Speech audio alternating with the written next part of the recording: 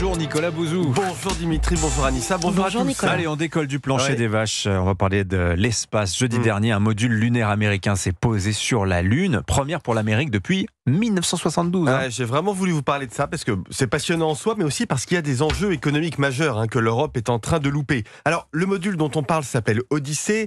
Il est conçu par une entreprise privée qui s'appelle Intuitive Machines.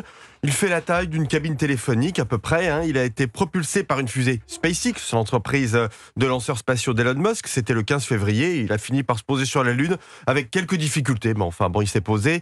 Jeudi matin, c'est un petit cargo qui transporte pour le compte de la NASA des caméras, des récepteurs radio pour approfondir notre connaissance de ce qui se passe sur la Lune, notamment pour préparer l'arrivée d'humains. C'est prévu bien avant la fin de la décennie. L'émission Artemis. Exactement. Alors, à noter aussi, parce que c'est amusant, le module a débarqué des sculptures de l'artiste américain Jeff Koons. Vous pouvez les voir sur le compte Instagram de Jeff Koons. Bon, la nouveauté, c'est que c'est aussi la première fois qu'un engin privé se pose sur la Lune, Nicolas. Alors ça, c'est absolument fondamental. Parce que autrefois, quand la NASA envoyait des modules sur la Lune, elle le faisait avec des machines qu'elle produisait elle-même. Aujourd'hui, le modèle économique a complètement changé.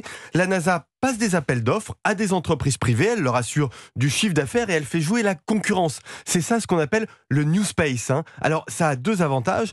Premièrement, ça permet au secteur privé de se développer. C'est d'ailleurs ça qui a permis à SpaceX de devenir la plus grande entreprise privée spatiale au monde. Et puis deuxièmement, ça réduit les coûts pour la NASA et donc pour le contribuable américain. Pour cette mission, la NASA a payé à Intuitive Machines 118 millions de dollars. Un responsable de la NASA expliquait il y a quelques jours au New York Times que si la NASA s'était occupée elle-même de la mission, ça lui aurait coûté entre 500 millions de dollars et 1 milliard de dollars. Ah oui. L'appel à l'innovation est donc un fantastique booster de l'économie spatiale. Bon, et l'Europe, elle participe à cette économie spatiale? Pas vraiment. Alors bon, les principaux éléments d'Ariane 6 viennent d'arriver en Guyane, donc on est content et on espère un vol inaugural imminent après tant de retard.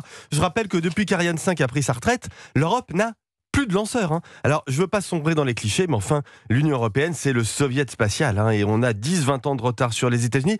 C'est quand même dommage parce que l'espace, ça n'est plus seulement une question scientifique ou exploratoire, mais c'est vraiment un enjeu économique du 21e siècle. Signature Europe 1, Nicolas Bouzou. Merci Nicolas.